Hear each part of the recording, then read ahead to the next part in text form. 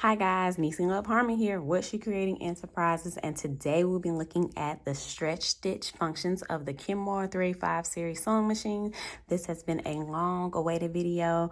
My machine has been in the shop for over a month and I'm ready to sew on this baby. So let's get started. Let me tell you some of the basic things you need to know about working with stretch fabrics. So I have my knit here.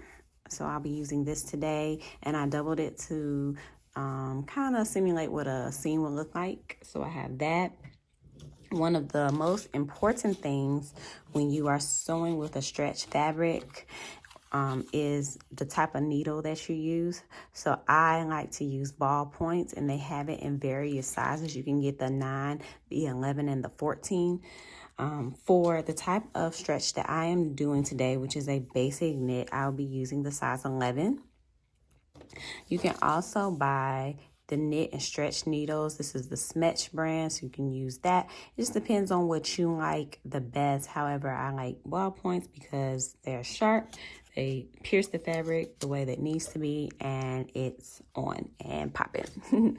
So next thing you need to know is thread. I'm using a 100% polyester thread, which I got at, I think, either Joann's or Walmart or something like that. So make sure you use 100% polyester thread. I also have this Elaflex thread that's a Coats and Clark brand. It's supposed to be for stretch, for knit fabrics. However, I didn't really like how it worked. It's supposed to have elongated fibers and stuff to help with the stretch, but your 100 polyester thread can do the same. You can use that one also.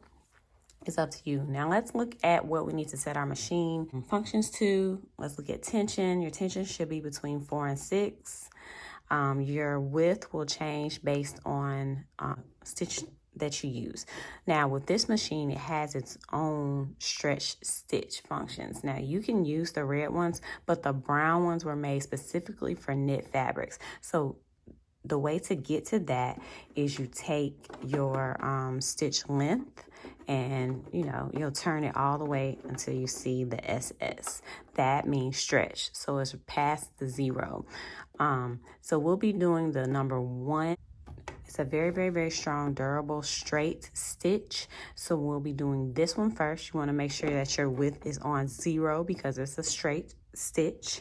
And we are ready to go. Last but not least, you need to make sure that you use your zigzag foot, which is foot A for this machine, in order to do your stretch stitches. So I'm just going to start at one end of my fabric.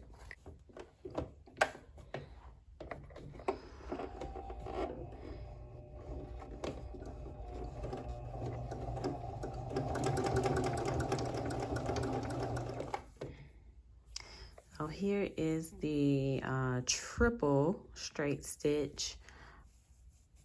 Okay, so that's the back and that is the front. So let's move on to the number 2, which is a rickrack stitch. So I'm going to turn this to 2, and your settings will look like this. So we're using the brown one, and then your width, let's change that to like 3 or 4, whatever you want to do.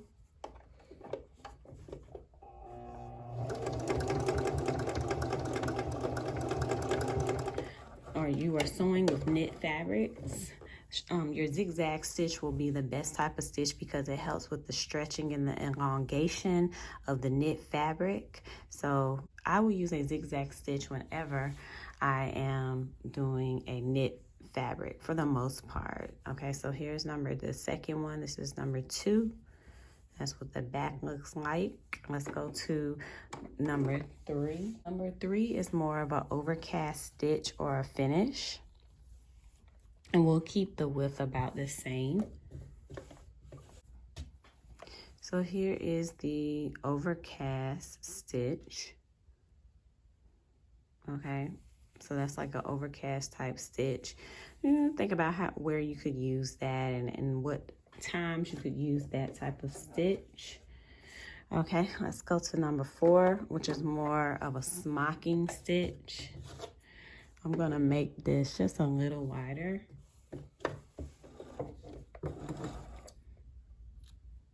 Okay, so this is number 4, which is a smocking or a gathering stitch. So just think about that garment where you want to have all of that amazing smocking going on. There you go.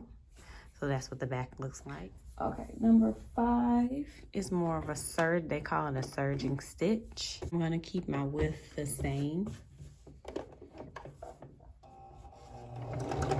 Okay, so that's number 5.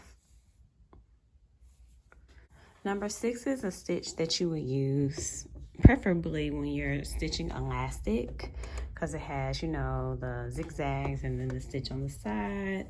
So let's check that one out. We're gonna keep our width the same.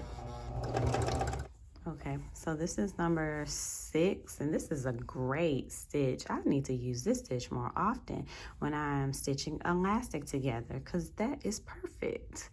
All right, let's go to number 7. Number 7 is stretch patching. That's what they call this stitch, the stretch patching. So I guess, you know, if you're patching something, go for it. Width is still the same. This is number 7. So just think about patching those garments. You got a great stitch for that. And the last stitch is number 8, which is more of a herringbone stretch stitch. Let's check out this last one. Okay, so there's the herringbone. There's the back of it. All right, so these are the basic stretch stitches you can do with your Kenmore 3-5 series sewing machine. All right, ladies and gents, so thanks for watching this tutorial. Subscribe to our YouTube page as well as like our video. Follow us on social media, as well as give us video comments and ideas. And thanks for watching, and happy sewing.